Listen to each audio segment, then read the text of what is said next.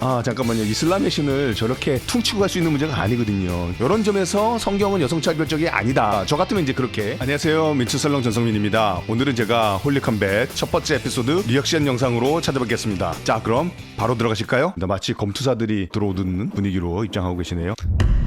되게 본격적이네. 뭐 이런 진짜 본격적이네요. 홀리컴뱃은 세계 최초 기독교 변증 서바이벌 프로그램으로 서바이벌이라는 게 고민이 되는 지점이죠. 홀리컴뱃이라는 개념 자체가 너무 전투적이고 전쟁, 호전적인 개념은 아닌가라는 이제 질문을 제가 예선 인터뷰 때 드렸었는데요. 생각보다 전쟁과 평화에 대한 고민을 그렇게 많이 하지 않으신 것 같아서 제가 조금 당혹스럽기도 하고 조금 아쉽기도 했던 그런 인터뷰였었습니다. 3명의 비그리스도인 판정단으로 구성되었습니다. 심사위원들이 성도님들도 계시고 신자가 아닌 분들도 계시다고 얘기를 들었어요. 네, 차별 키워드 성경은 여성에게 차별적인가? 제가 오늘 이 리액션 영상을 하면서 두 가지를 해보고 싶은데요. 판정단의 역할도 해보고요. 또 하나는 저도 여기 참석해보는 그런 기분으로 이야기해보고 싶습니다. 성경의 저자로 알려진 사람들 중에 확실히 여성으로 기록된 사람은 없습니다.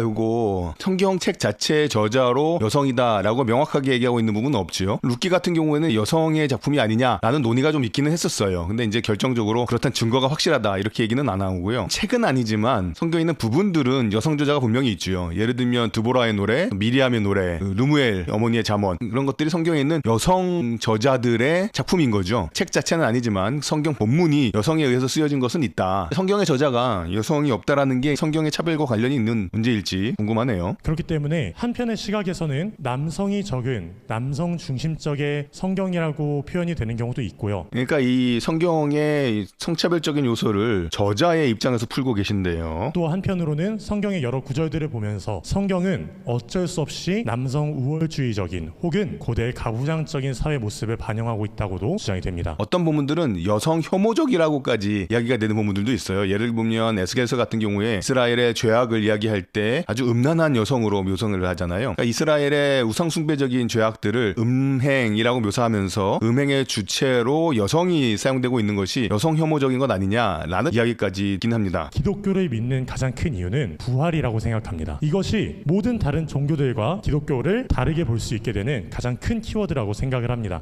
이것도 사실은 조금 아주 디테일하게 들어가게 되면 이제 부활에 관한 당시에 나름대로 신화적인 이야기들이 있다고 이야기하는 분들도 계셨어요. 이 부분이 얼마나 실제에 부합하고 의미 있는 논쟁이 될지 조금 고민되는 지점이 있긴 합니다. 물론 저도 부활이 기독교 신앙을 탄생시킨 아주 핵심적인 사건이라고 생각하는 건 저도 동의하는 이야기이긴 합니다. 예수의 부활에 대해서 더욱더 강력한 증인을 세우기 위했다면 첫 번째 발견자들은 여성이 아니라 남성이었어야 했습니다. 일반적으로 여성이 부활의 첫 증인이 되었다라는 이야기를 다루는 방식하고는 좀 다른 것 같아요. 왜냐하면 여성이 부활의 첫 증인이 됐다라는 것은 이게 믿을 수 없는 사람을 증인으로 내세운 것은 그것이 사실이었기 때문이다 라고 이야기를 하는 거죠. 남성이 증인으로 나왔더라면 신뢰도가 올라갈 수 있으나 오히려 조작 가능성이 높다, 그런 식으로 얘기를 하는 경우들을 많이 보게 되죠.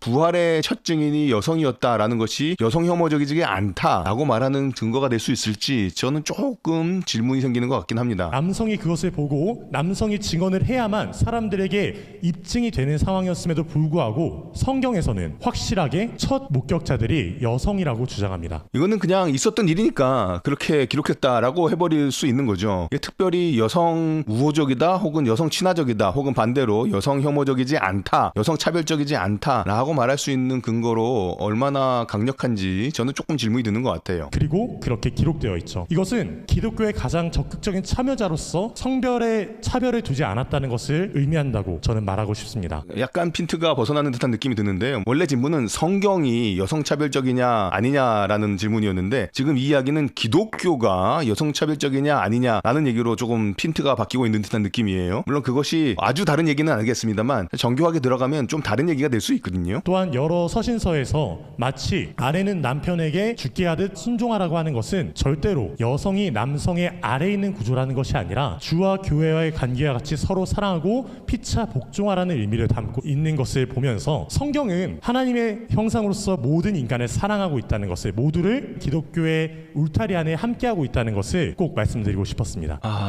저 개인적으로는 조금 아쉬운 답변이 아니었나라는 생각이 들고요. 이유는 제가 방금까지 말씀드렸고요. 예를 들어 저한테 이런 질문이 들어왔다. 그럼 저는 아마도 이렇게 풀었을 것 같습니다. 일단 이런 질문들에 관해서는 가장 안전한 대답은 yes and no가 된다. 성경은 여성 차별적으로 보이기도 한다. 하지만 동시에 성경이 전달해주고 있는 가장 근원적인 가치는 남성과 여성이 동등하게 하나님의 형상으로 지음받았다. 이렇게 이야기를 드리고 싶은데요. 예를 들면 구약 성경에 여성 차별적인 혹은 여성 혐오적인 혹은 가부장적인 본문들이 있는 게 사실이지요. 그렇기 때문에 성경이 여성 차별적이지 않냐라는 이야기를 듣게 되는 거거든요. 여성 차별적이지 않냐라는 질문이 나오는 것 자체가 여성 차별로 보일 만한 본문들이 있다라는 방증인 거죠. 그거를 인정해야 될 것 같고요. 그런데 문제는 성경에 그런 본문들이 나오는 이유가 뭐냐 하면 성경이 하나님께서 자신을 계시하실 때 당시의 문화에 자신을 적응하셔서 계시하셨다라는 성경의 기록의 특징이 있는 거죠. 성경 기록이 문화적 적응의 결과이기도 하기 때문에 성경을 읽기 위해서는 그 적응의 상황을 이해하고 문화적 상황을 이해하는 것이 필요하다. 그것들을 가지고 읽게 되면 여성 차별적으로 보이는 본문들조차도 사실은 그 역사적 맥락 속에서 그렇지 않은 부분을 찾을 수 있다. 그리고 그러한 적응이 보여지지 않는 가장 근원적인 본문들을 우리가 살펴볼 수가 있는데 가장 대표적으로는 창세기 1장에 나와 있는 하나님 형상으로 남자와 여자를 지으신 본문, 신약에 가게 되면 갈라디아 3장에 나와 있는 그리스도 안에서는 남자나 여자나 종이나 자유자나 헬라인이나 유다인이나 다 하나라는 선언, 이런 것들이 기독교의 가치를 가장 근원적으로 보여주고 있는 성경의 기록들인 거죠. 우리가 성경에 나와 있는 문화적인 요소들을 가지고 여성차별적인 것들을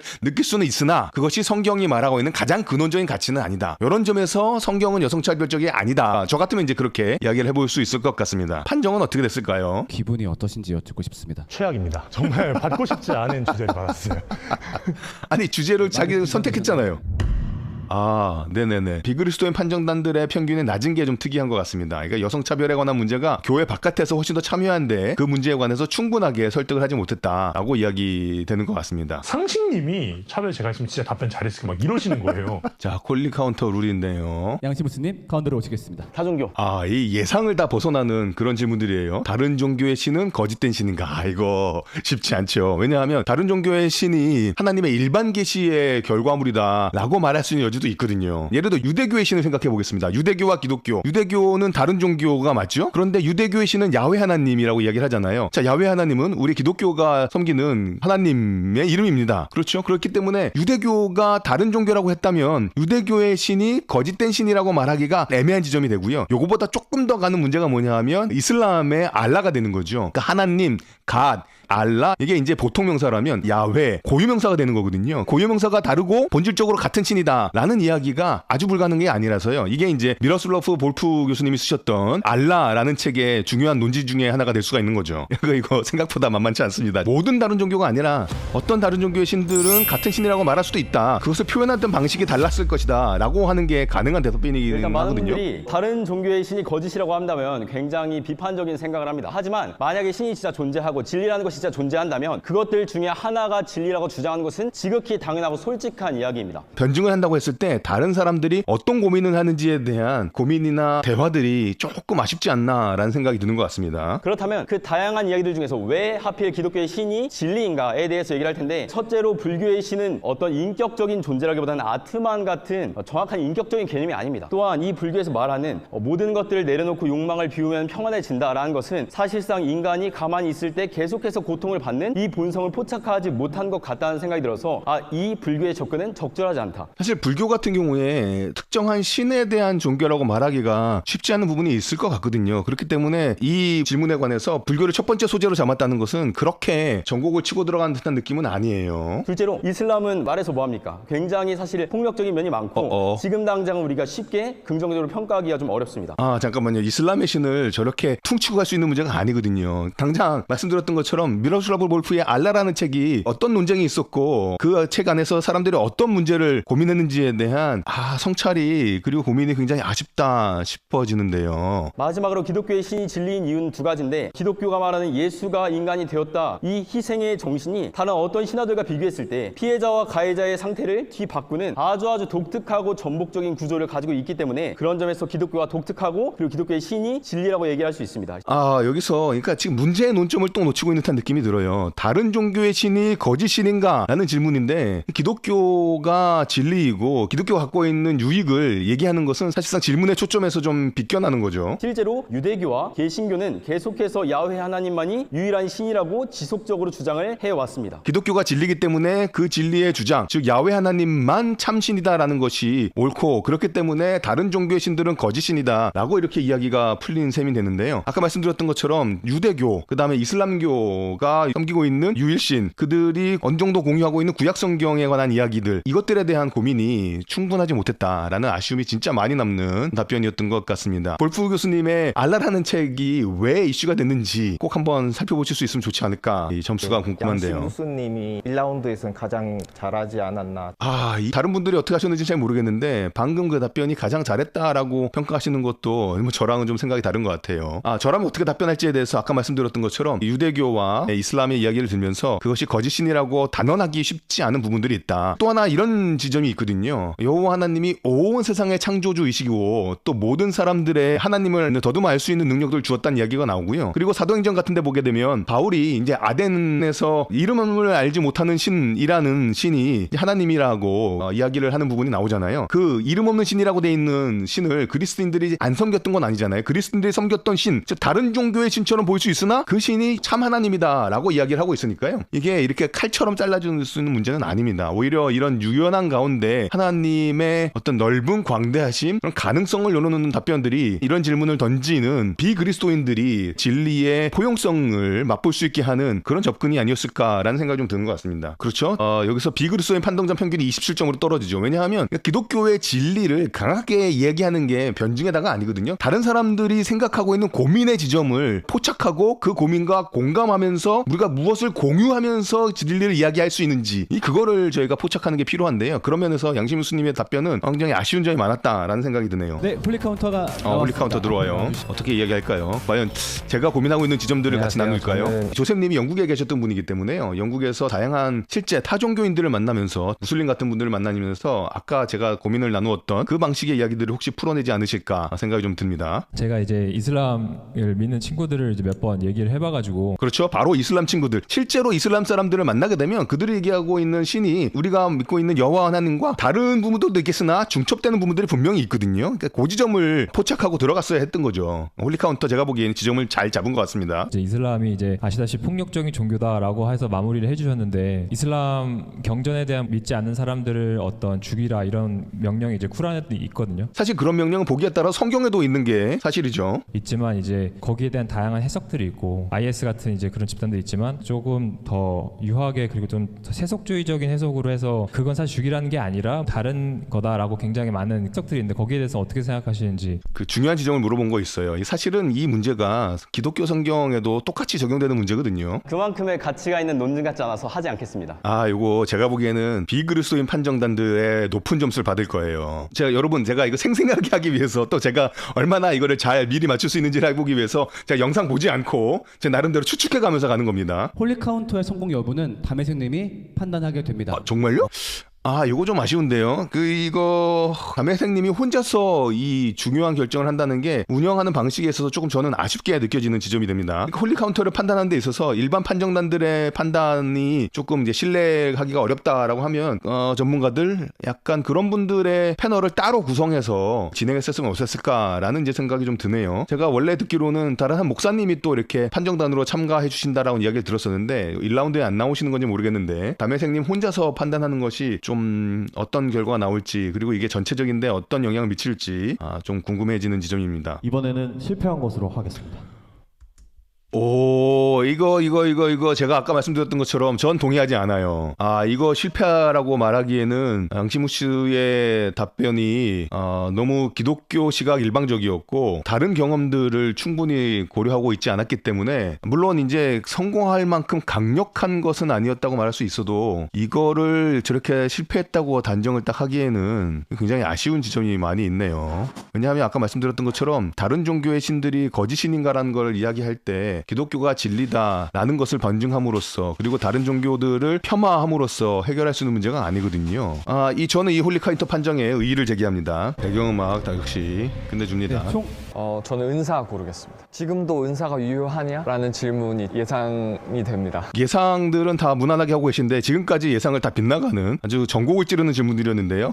은사 키워드를 가지고 어떤 전곡을 찌르는 질문이 가능할지. 방언, 예언과 같은 은사는 지금도 일어나는가? 이거 굉장히 예상됐던 질문 그대로 갔는데요. 저 같은 경우라면 지금도 일어난다 이야기할 수 있을 것 같습니다. 실제로 경험을 하니까요. 근데 이제 문제는 신학의 4가지 자원을 이야기할 때 경험과 이성과 성경과 전통을 이야기를 하거든요. 그러니까 지금 우리가 경험하고 있는 모든 경험들을 날 것 그대로 받는다는 것은 신학함에 있어서 아쉬운 지점이 되는 거죠. 경험이 분명히 중요한 자원이기는 하나 그 자원이 나머지 자원들인 성경, 이성, 전통과 어떻게 작용을 하고 어떤 결과물을 만들어내는가를 주목해야 되거든요. 그러니까 나머지 3개의 자원과 충돌되는 예언과 방언 같은 은사들은 조심스럽게 평가를 해야 되는 일이 생기는 거죠. 질문이 조금은 너무 단편적이지 않나라는 생각이 좀 들긴 하는데요. 일어난다. 하지만 그 일어나는 것을 어떻게 평가해야 되는가 이런 데까지 질문이 조금 더 나아갔으면 어땠을까 그런 생각이 좀 드는 상황입니다.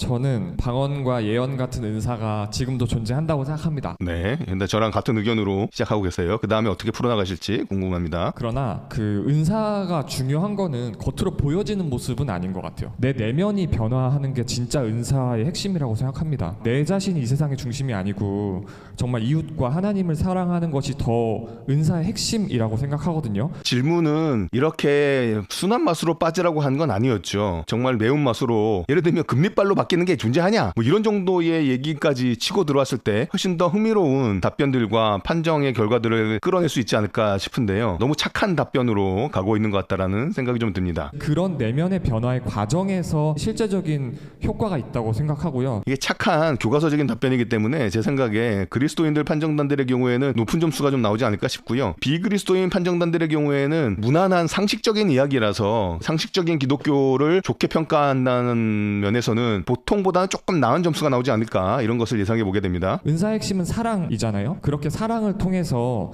내면이 변화하고 그래서 이웃을 사랑하고 또 그 이웃 사랑에 기반해서 하나님을 사랑하는 것이 진정한 은사의 핵심이라고 생각하기 때문에 그런 은사는 지금도 존재하고 그러나 그 양태는 사람마다 또 시대마다 나라마다 다를 수 있다고 생각합니다. 질문 자체가 존재하냐 안 하냐라는 예스노의 답변인 셈이라서 물론 다른 것들도 그렇긴 합니다만 딱히 이 질문의 답을 이렇게 풍성하게 두텁게 만들어갈 수 있는 여지가 잘 보이지 않는 그런 질문으로 느껴지거든요. 그렇기 때문에 이거는 착한 답변을 갈 수밖에 없는 것 같고 아까 저도 신학의 자원들이라는 거창한 이야기를 했습니다만 그것도 사실은 그냥 착한 이야기로 돌아가는 거잖아요. 여기서 이제 사랑에 도움이 돼야 된다라고 얘기를 하고 저는 이제 전체적인 신학의 다른 자원들과 조합을 잘 이루어야 된다라고 말하는 거니까요. 이 이상의 답변들이 어떤 게 가능할지 심심한 질문이었고 답변도 심심할 수밖에 없었고 그렇기 때문에 점수도 딱히 호불호가 그렇게 크게 갈리지 않을 만한 그런 평가가 나오지 않을까 싶습니다. 그렇죠. 69점 첫 번째보다 조금 낮은 점수가 나왔어요. 스피동님 하겠습니다.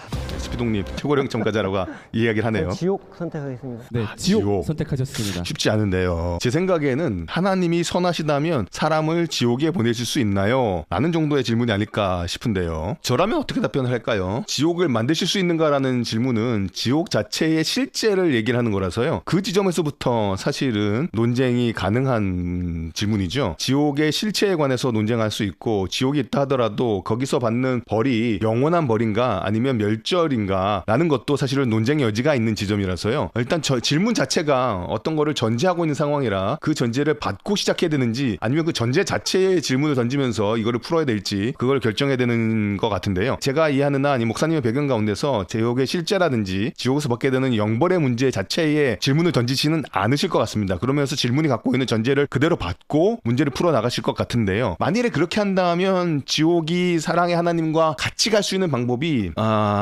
사실은 어려웠죠. 그래서 존 스토트 목사님이 멸절설을 이야기하는 게 이 영원한 형벌이라는 것이 그렇게 쉬운 개념은 아니기 때문에 그렇습니다. 왜냐하면 영원한 형벌은 유한한 삶 가운데 살면서 범했던 잘못을 그것에 관해서 영원한 벌을 내린다는 것이 형평에 어긋난다라는 논쟁도 있거든요. 물론 이제 이거를 하나님에 대한 반역이기 때문에 그것은 정말로 심각한 것이다. 그러니까 영원한 벌을 받을 만한 가치가 있다. 이런 식으로 얘기를 할 수도 있을 것 같긴 한데요. 이것이 비그리스도인들에게는 좋은 점수를 받기 쉽지 않은 그런 이제 접근이 되는 것 같습니다. 과연 어떤 방식으로 풀어나가실지 좀 궁금하네요.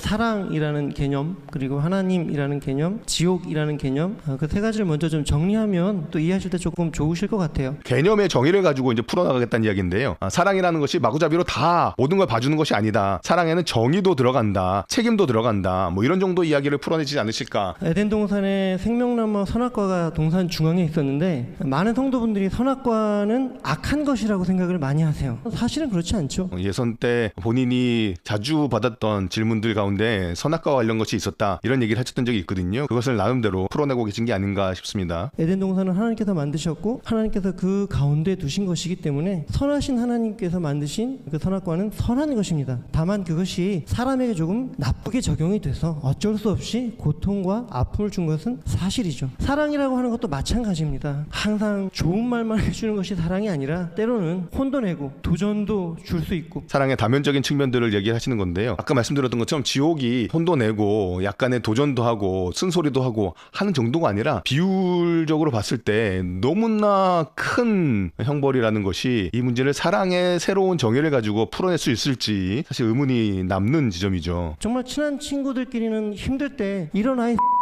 꺼져. 그렇게 생각하면 그냥 죽어.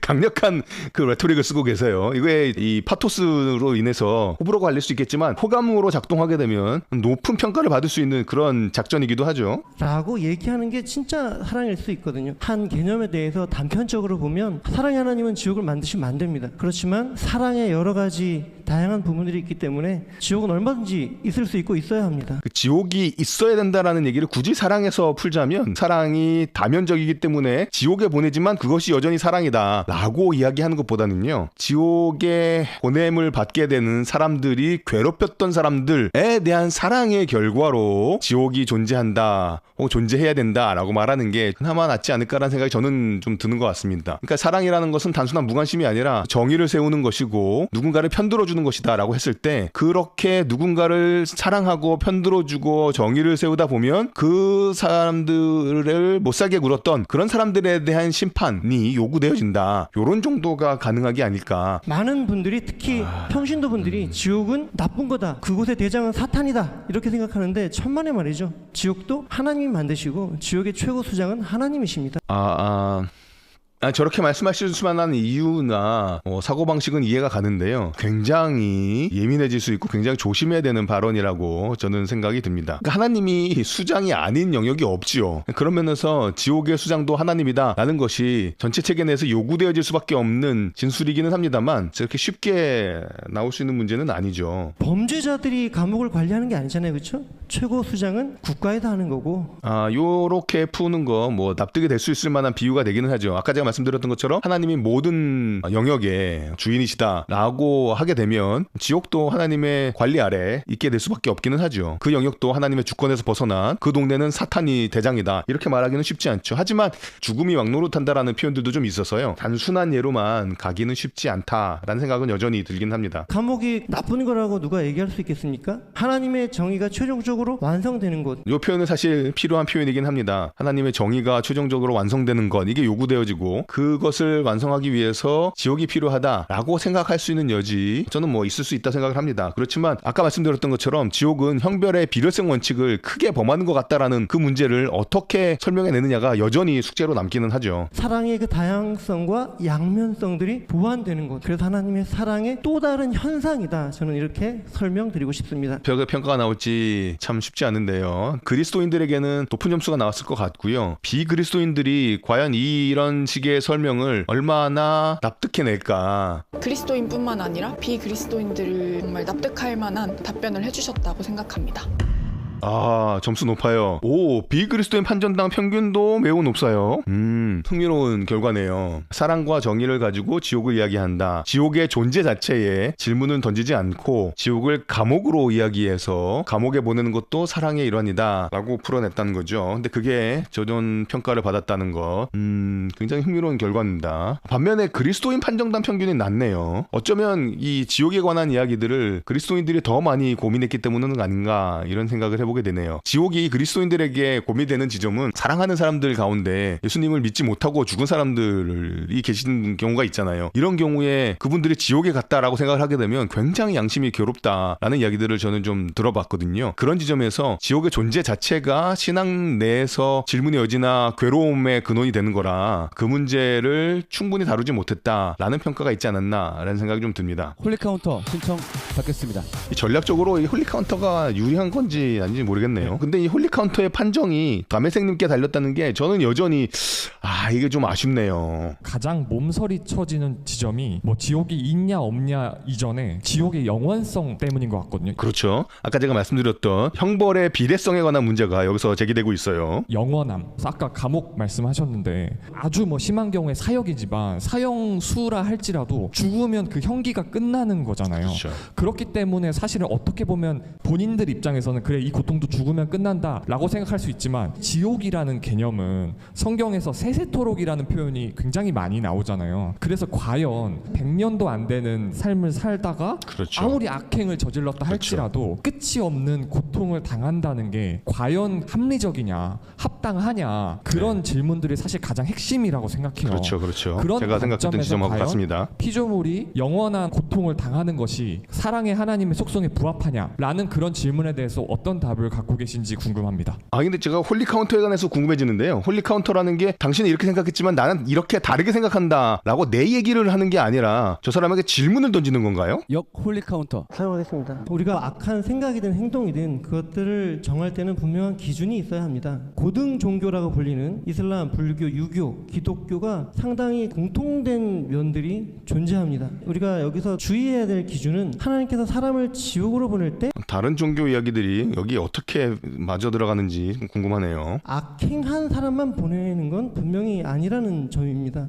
즉 성경에서 말하는 죄의 기준은 세상에서 말하는 죄의 기준과 99%가 일치하지만 1%가 다릅니다. 이 부분들 때문에 무엇이 좋으냐 나쁘냐 여기에 대한 그 논쟁이 역사를 통해서 계속 일어나고 있고, 만약에 내가 어떤 게임을 만들었습니다. 그리고 그 게임이 사람들에게 호응을 얻을 수도 있고 답변이 조금 산으로 가는 거 아닌가라는 생각이 좀 드는데요. 이 얘기를 어떻게 묶어내실지가 좀 궁금해집니다. 안 얻을 수도 있는데 무조건 참가해야 돼요. 오징어 게임 가운데 보면 여러 사람들이 다양한 환경 때문에 어쩔 수 없이 들어와서 그 그렇죠, 게임을 치르지 시간. 않습니까? 그럴 때 자기들이 규칙을 못 정합니다. 이거 홀리카운터 그 실패, 실수이든 실력이든 방어 실패할 것 같아요. 한번 죽으면 끝나버리죠. 그것이 저는 이 땅에 어떤 세워진 일종의 규칙이라고 생각해요. 한 번의 기회, 그 기회만으로 하나님을 믿을 것인가 말 것인가 이것으로 판단되는 것이기 때문에 과연 그런 식으로 판단하는 것이 사랑의 하나님께 어울리는 거냐라는 질문이었던 거죠. 그게 사랑의 하나님께서 이후에 영원한 것에 여기까지. 대해서 방어 실패했습니다. 이 방어 실패인데